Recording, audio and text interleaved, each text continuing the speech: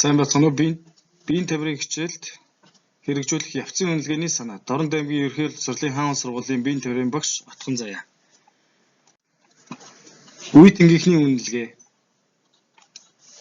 Үнэлгээг ашиглахдаа хүүхдүүдийг хосоор нь эсвэл багаар нь ажилуулж нэг нь дасгал хийж байхад нөгөө нь урьдчилан бэлдсэн маш тодорхой энгийн шалгуурын дагуу ажиглаж зөвлөгөө өгөх хэлбэрээр зохион байгуулдаг. Энэ нь багшийн ачааллыг хөнгөлөхөөс гадна сурагчид бусдын алдаа оноог ажигласнаар тухайн хөдөлгөөний техникийг өөрсдөө илүү давуу гүнзгий ойлгож суралцдаг давуу талтай.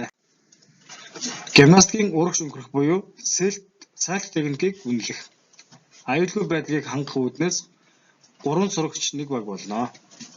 За 1-р сурагч нь гүйцэтгэгч, дасгалыг гүйцэтгэнэ.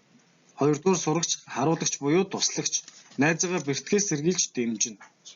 3-р сурагч нь үнэлэгч, хөдөлгөөнийг ажиглаж тийм эсвэл үгүй гэж тэмдэглэнэ. Үнэлгээний карт. Өнгөрөхөөс өмнө суугаад эрүүгээ цээжиндээ наж биеэ хомж чадсан уу? Өнгөрөх үед толгойн урд хэсгээр биш шилийн хүзүү нуруугаараа дэвжээн дээр хүрч чадсан уу? Өнгөрч дуусаад гараараа газар тулахгүйгээр шууд хөл дээрээ босч чадсан уу? Үе тэнгийнхний үнэлгээг хийхдээ багшийн анхаарах зүйлс. Анхаарах зүйлс нэг шалгуурыг маш энгийн байлгах. Хүүхдүүд багш шиг тийм мэргэжлийн үнэлгээ хийж чадахгүй тул зөв үү буруу юу, тийм үү үгүй юу гэсэн 2-3 хаан тодорхой шаардлага өгөх хэрэгтэй.